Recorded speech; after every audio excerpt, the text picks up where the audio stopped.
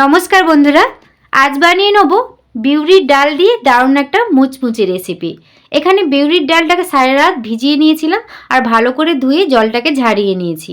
এখানে একটা mixing jar নিয়েছি, ওই জারের মধ্যে সব ডালগুলো আমি দিয়ে দিচ্ছি।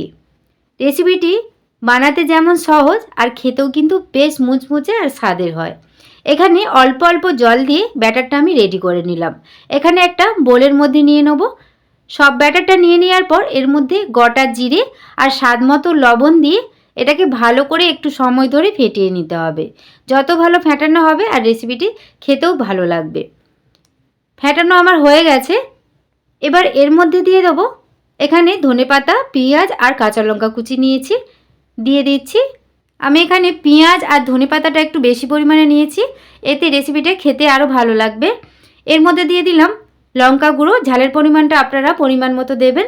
তারপরে দিয়ে দিলাম জিরের গুঁড়ো, একটু গোলমরিচ দিলাম গুঁড়ো দিলাম, তারপরে চাট মশলা, কালো জিরে আর অল্প পরিমাণ লবণ দিলাম। আগে লবণ একটু দিয়েছি। তারপর সব উপকরণগুলোকে ভালো করে মেখে নিচ্ছি। এখানে কোনো রকম বেসন ব্যবহার করব না। এখানে মেখে নিয়েছি, ব্যাটারটা আমার রেডি হয়ে গেছে, তুলে নেব। আগে থেকে আমি কড়াই তেল বসিয়ে দিয়েছিলাম। তেলটা ভালোভাবে যখন গরম হয়ে যাবে, গ্যাসের ফ্লেমটা মিডিয়াম ফ্লেমে রেখে পকোড়ার আকারে ওই বড়াগুলো দিয়ে দেবো। গ্যাসের ফ্লেমটা মিডিয়াম ফ্লেমে রাখতে হবে। এক সাইড হয়ে যাওয়ার পর তারপর উল্টে দিচ্ছি। উল্টে পাল্টে একটু হালকা ব্রাউন কালার করে ভেজে নিতে হবে আর গ্যাসের ফ্লেমটা মিডিয়াম ফ্লেমে রাখতে হবে। আর বড়াগুলো কীরকম ফুলে উঠেছে দেখুন, খেতেও কিন্তু দারুণ মুচমুচে হয়। এরকম ব্রাউন কালার হয়ে গেলে এবার এগুলোকে আমি তুলে নেব। দেখুন কত সুন্দর লাগছে, খেতে দারুণ মুচমুচে হয়। বাড়িতে একবার হলেও ট্রাই করে দেখতে পারেন। সবগুলো আমি তুলে নেওয়ার পর বাদ বাকি আমি পকোড়াগুলো ভেজে নিচ্ছি। একইভাবে দিয়ে দিয়েছি, একসাথে আমি অনেকগুলোই দিয়ে দিয়েছি। সাবধানে উল্টে পাল্টে হালকা ব্রাউন কালার করে ভেজে নেব।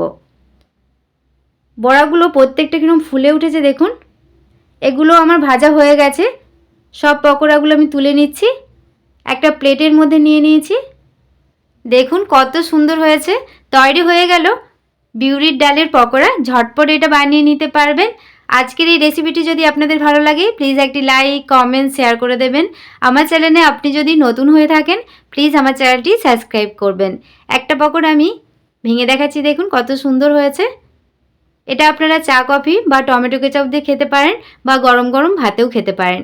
ফেসবুক পেজ থেকে যদি দেখে থাকেন প্লিজ আমার ফেসবুক পেজটা ফলো করে দেবেন। আজকের মতো রেসিপিটি এ পর্যন্তই।